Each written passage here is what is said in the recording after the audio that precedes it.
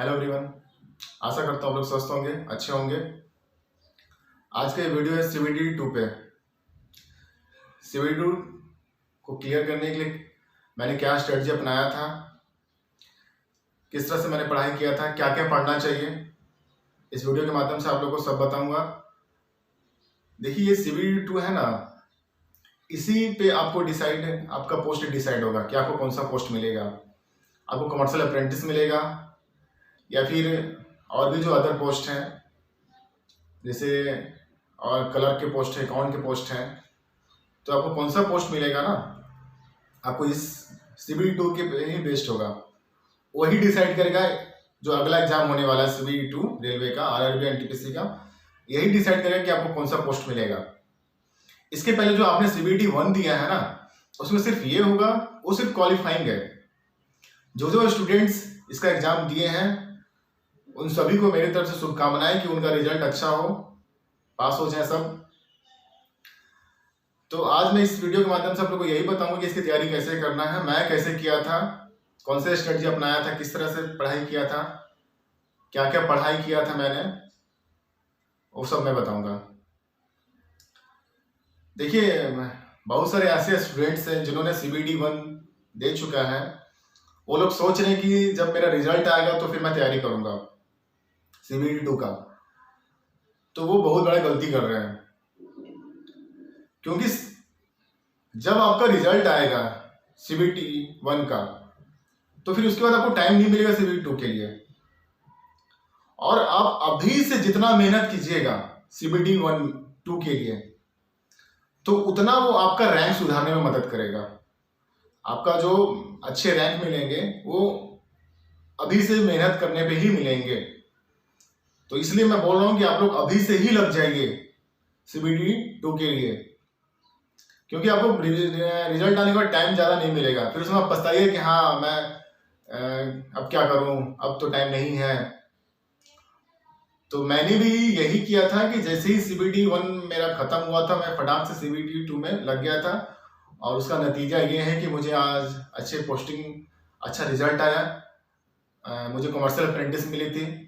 अभी मैं chief commercial inspector हूँ मुंबई डिवीजन रेलवे में। देखिए, ये जो अगला जो एग्जाम होने वाला है सीबीटी 2, इसमें आपके इसका एग्जाम पैटर्न कुछ इस तरह से है।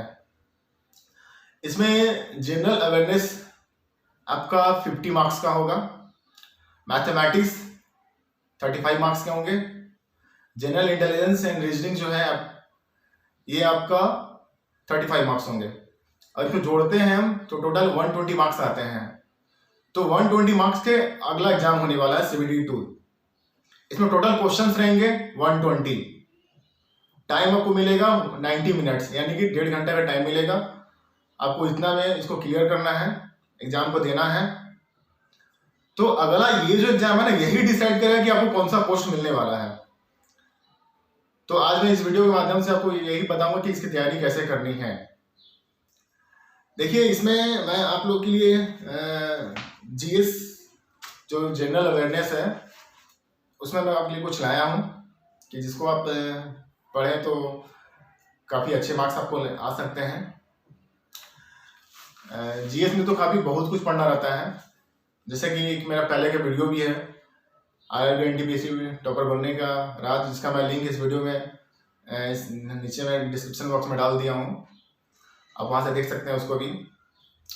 आज मैं इसमें थोड़ा सा आपको डिटेल्स से बताऊंगा कि आपको करना क्या है, कैसे एग्जाम का इसका सीबीटी 2 का तैयारी करना है, ताकि आपका अच्छा मार्क्स आए, आपका रिजल्ट अच्छा हो। देखिए, इसमें पहले भी मैं आपको बता चुका हूँ कि आप एक मॉडल प्रैक्टिस पेपर ले लीजिए। मॉडल प्रैक्टिस पेपर ले लीजिए और उसको आप सोल्व कीजिए। इसका जो आपका सीबीटी 1 का एग्जाम हुआ है कुछ, उसको भी आप देख लीजिए। लेकिन इसका मार्केट में आपको मुझे लगता है कि अवेलेबल हो गया होगा सीबीटी 2 का मॉडल प्रैक्टिस पेपर। मैं वैसे ही करता था, मार्केट से सीबीटी 2 का मॉडल प्रैक्टिस सेट मैंने ले लिया था और फिर उसको मैंने सोल्व करना स्टार्ट कर दिया था। लेकिन मॉडल प्रैक्टिस सोल्व करने के पहले कुछ आपको थोड़ा सा बेसिक को फिर से देखना पड़ेगा, फिर से रिवाइज करना पड़ेगा, ताकि आपका जब आप मॉडल प्रैक्टिस सेट सोल्व करें तो काफ़ी अच्छे मार्क्स आपको मिले। देखिए आज मैं ना आपको कुछ ज्योग्राफी के लिए कुछ अच्छे चीज़ लाया हूँ जो जिसे पढ़ के आप अच्छे मार्क्स ला सकते हैं। जो अक्सर ज्योग्राफी से ये क्वेश्चन पूछे जाते हैं। मैं ऐसे बहुत सारे तो जीएस में तो बहुत सारे टॉपिक्स आते हैं, लेकिन आज मैं ज्योग्राफी पे फोकस करने वाला हूँ। उसका कुछ इंपॉर्टेंट चीज़ मैं आपको इस वीडियो के माध्यम से बताने वाला हूँ। आप इसके बाद फिर मेरा और भी अगला वीडियो भी आएगा। अब मैं इस पर कुछ लंबा वीडियो, मतलब बहुत सारे टॉपिक में वीडियो बनाने वाला हूँ CBT 2 के लिए, कि कैसे इसको प्रिपरेशन करने हैं। जो अलग अलग डिफरेंट टॉपिक्स है, मैं सब टॉपिक पे आपको टॉपिक वाइज मैं वीडियो बनाऊंगा और आपको इससे बहुत काफ़ी फायदा होने वाला है। जो मैंने पढ़ा था ना वो मैं आपको बताऊंगा। तो देखिए मैं आज ना ये बताऊंगा आपको कि नदी घाटी परियोजना वाला जो इम्पोर्टेंट है, आप इसको अपने कॉपी पे टिक कर सकते हैं, लिख सकते हैं। देखिए इसमें इम्पोर्टेंट है। जैसे नदी घाटी परियोजना से ये पूछता है कि कुछ उस नदी घाटी परियोजना यानी कि रिवर प्रोजेक्ट का नाम दे देगा। आपसे पूछेगा कि ये किस नदी पे है या फिर ये किस स्टेट में है, तो वो उस तरह से पूछ सकता है। जैसे कि आपको मैं कुछ बता रहा हूँ, नागार्जुन सागर प्रोजेक्ट ये आपका कृष्णा नदी में है। कृष्णा नदी पे ये बना हुआ है और ये आंध्र प्रदेश में है। सबसे पहले आपको क्या करना है इसके लिए, जब भी आपको एक एटलस लेना बहुत जरूरी है। आप एक एटलस से लेके पढ़िए, क्योंकि एटलस से आप पढ़िएगा तो उसमें काफी अच्छे तरीके से दिया रहता है, उसका लोकेशन वाइज दिया रहता है। वो आपको बहुत हेल्प करेगा। आप जैसे कुछ आगे चल के आप नौकरी करने वाले हैं, आप इंस्पेक्टर बनिएगा, चाहे काफी अच्छा मतलब सरकारी नौकरी है, तो नॉलेज होना चाहिए आपको। कुछ ऐसी मतलब हल्का फुल्का नॉलेज से काम नहीं चलेगा कि हाँ बस किसी तरह से एग्जाम निकाल लेना है, नौकरी करना है, ऐसे काम नहीं चलेगा। एक मैच्योरिटी आनी चाहिए, उसके बारे में आसपास के जो क्या है थोड़ा डीप नॉलेज होना चाहिए। तब जब आप कहीं भी आपका पोस्टिंग होगी तो उसके बारे में आपको आसपास का जानकारी होगा कि हाँ ये यहाँ पर इस जगह है, ये है। तो इस तरह से आपको मतलब डीप नॉलेज होना जरूरी है। तो देखिए मैं आपको बताता हूँ, ये पहला प्रोजेक्ट है नागार्जुन सागर प्रोजेक्ट। ये कृष्णा नदी पे है, आंध्र प्रदेश में है। ये इंपॉर्टेंट है, कभी पूछे जाते हैं, आगे भी पूछ सकते हैं। और भी मैं आपको बताता हूँ, जैसे इडुक्की परियोजना बहुत फेमस है। फिर आपका कोरबा प्रोजेक्ट। इस तरह से काफी सारे इंपॉर्टेंट प्रोजेक्ट्स है, आप इसको देख सकते हैं। इसमें आपको देखना क्या है कि वो नदी घाटी परियोजना है वो किस नदी पे है और वो किस स्टेट में है।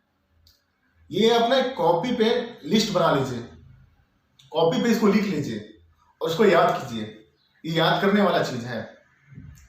इसको आप साथ ही साथ एटलस में देखिए कि ये भारत के नक्शा में, भारत का जो मैप है वो ये कहां पास है। वो जो नदी जो है कृष्णा नदी,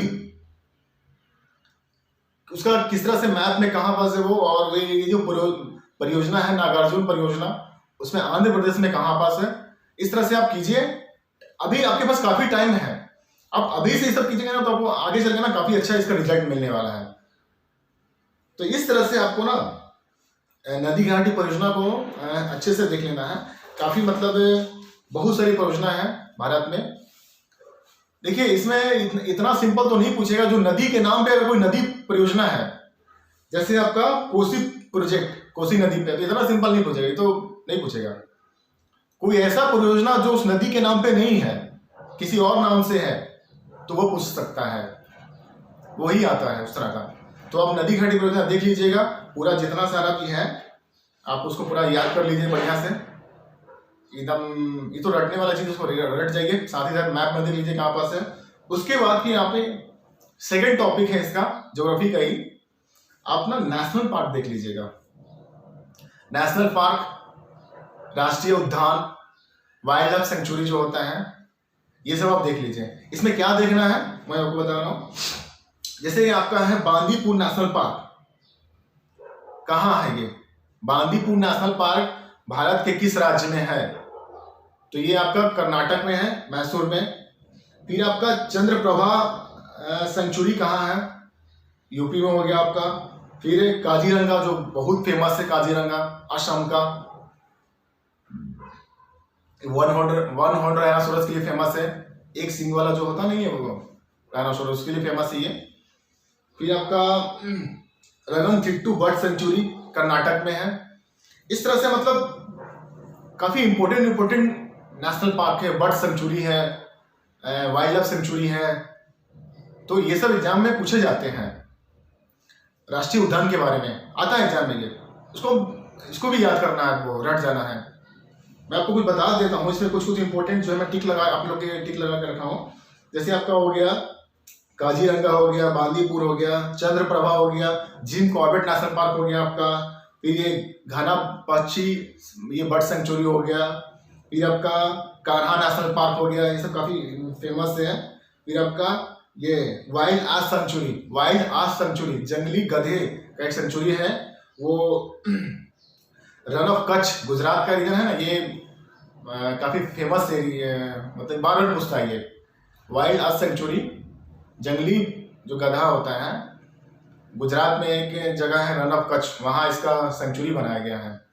तो ये मतलब काफी बार बार एग्जाम में पूछे जाते हैं, बहुत तरह के एग्जाम में, मतलब एसएससी के भी एग्जाम में भी, रेलवे में पहले भी पूछा जा चुका है।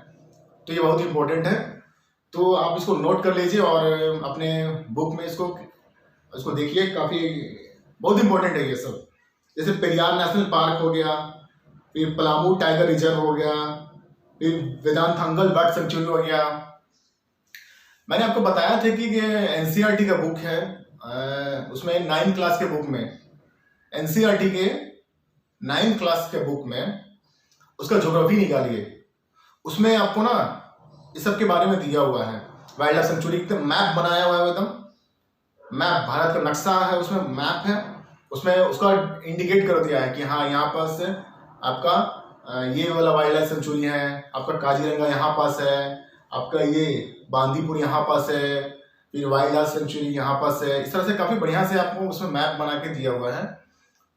याद रखिए, एनसीईआरटी क्लास 9 का ज्योग्राफी का बुक, उसे बहुत बढ़िया से दिया हुआ है, आप उसमें से देख सकते हैं। उसको आप रट जाइए एकदम, याद करने पर तो फिर तो एग्जाम में आएगा तो फिर तो आप ऐसे बना दीजिएगा, इसमें कुछ ज्यादा टेंशन लेना नहीं है। तो इस तरह से काफी इंपॉर्टेंट नेशनल पार्क्स है जो आपको एग्जाम में पूछा जाएगा।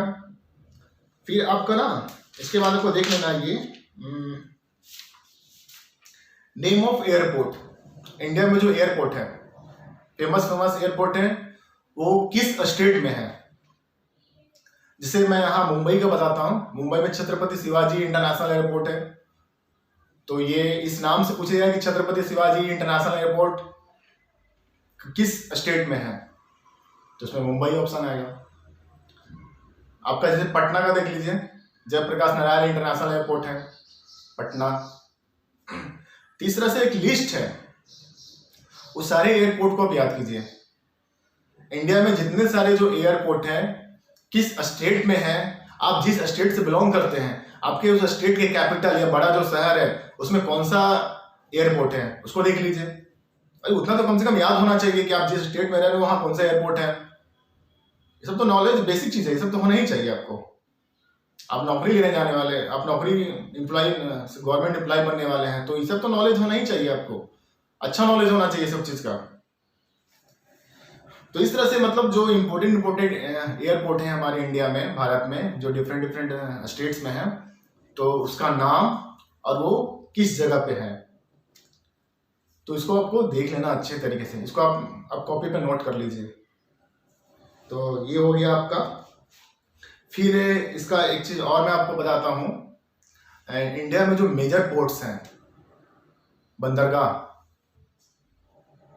तो उसको भी आपको देखना है, ये इंपॉर्टेंट है। ये भी आपको एनसीईआरटी का क्लास 9 बुक में मिलेगा आपको ये, उसमें भी ना उसका भी अलग से इंडिया का मैप बनाया हुआ है, और जो जो स्टेट्स है वैसे वैसे राज्य जो समुद्र के सीमा, समुद्र से जुड़े ये संपर्क में है, तो वहाँ इस तरह के पोर्ट है, जैसे महाराष्ट्र हो गया आपका, गुजरात हो गया, आंध्र प्रदेश, तमिलनाडु, केरला। तो इस सब जगह ना एक एक या दो दो पोर्ट है, फेमस फेमस ये सब जगहों पे पोर्ट है। उस एनसीईआरटी के बुक में भी आपको ना 8-10 फेमस फेमस पोर्ट्स मिलेंगे, तो उसको आपको याद कर लेना है। जैसे मैं आपको कुछ नाम बताता हूँ। आपका ये हल्दिया पोर्ट हो गया, विशाखापट्टनम में पोर्ट है। इसको आपको एनसीईआरटी में कहीं बढ़िया से दिया हुआ है, तो इसको आप देख लीजिए वहां से। आप उसको निकालिए और उसमें दिया हुआ है, उसको आप नोट कीजिए। और नहीं तो आप ऐसा कीजिए, आप एक इंडिया का मैप बना करके ना, पहले आप इंडिया का मैप बना लीजिए, उसमें बताइए कि उसको डिनोट कर दीजिए कि ये वाला कांडला जो पोर्ट है जो गुजरात में पड़ता है वो यहाँ पास है आपका। फिर काफ़ी ये JNPT जो मुंबई में है वो यहाँ पास है। मुंबई एयरपोर्ट, चेन्नई, ये चेन्नई पोर्ट, विशाखापट्टनम में पोर्ट है, तो उसको डिनोट करते जाइए। काफ़ी इंपॉर्टेंट है और एग्जाम में पूछता है ये, तो ये सब चीज़ बेसिक नॉलेज होना चाहिए। इंडिया का फेमस एयरपोर्ट, फेमस आपका पोर्ट, ये सब जानकारी होना चाहिए आपको। तो इस तरह से ये काफ़ी इंपॉर्टेंट है, इसको आप देख लीजिएगा। और हाँ, एक चीज़ और, ये वाटर वे पूछता है, जो नेशनल वाटर वे 1, जिस तरह से नेशनल हाईवे होता है ना, उसी तरह से नेशनल वाटर वे, पानी पे भी रूट बनाया गया है। जो हमारी जो नदियां हैं, जैसे गंगा नदी हो गया, फिर वो आपका ब्रह्मपुत्र नदी हो गया, उसमें ना नेशनल वाटर वे वो दिया हुआ है आपका एनसीईआरटी क्लास 9 में, उसको आप देख लीजिए। नेशनल वाटर वे 1 कहाँ से कहाँ तक का है, नेशनल वाटर वे 2 कहाँ से कहाँ तक का है, नेशनल वाटर वे 3 कहाँ से कहाँ तक का है, ये आपको देख लेना है। तो इस तरह से ये काफी इंपॉर्टेंट है, ये इंपॉर्टेंट टॉपिक है, आप इसको देखना है आपको। फिर आपको मैं अगला इसमें बताता हूं आपको।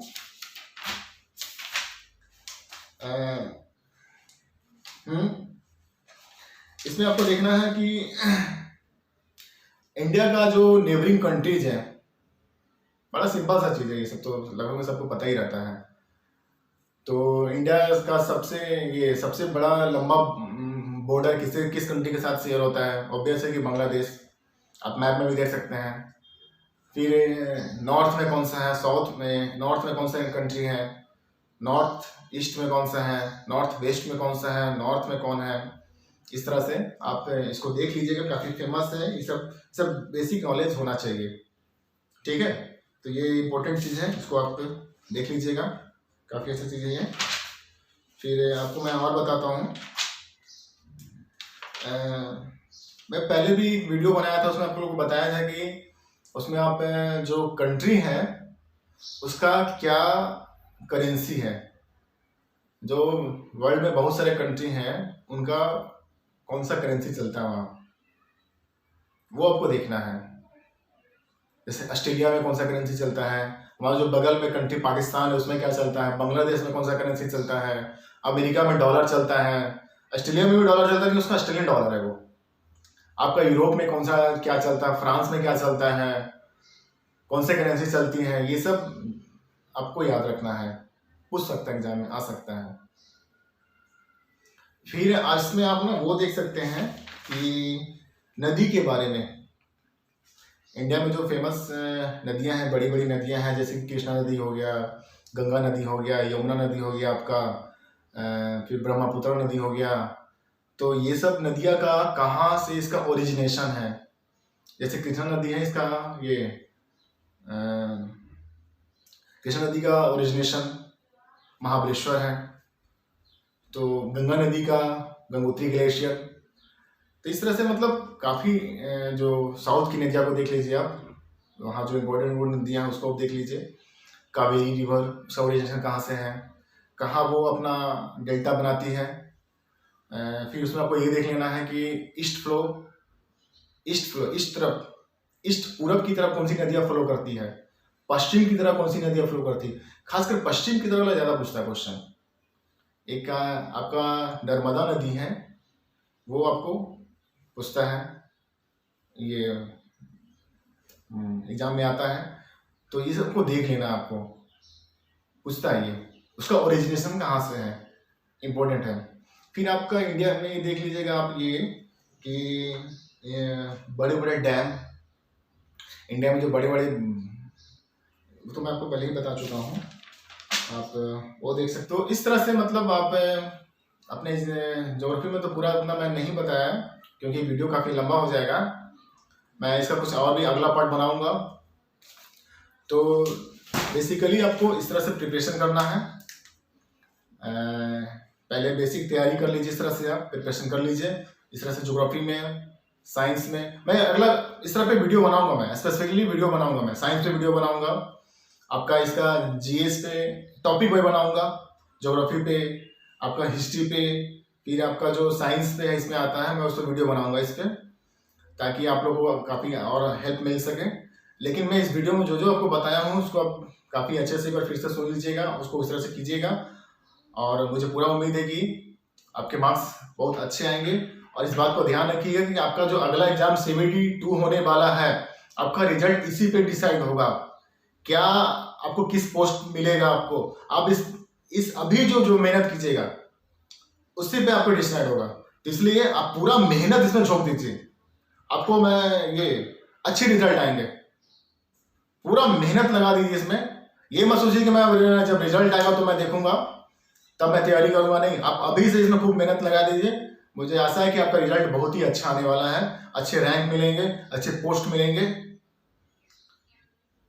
और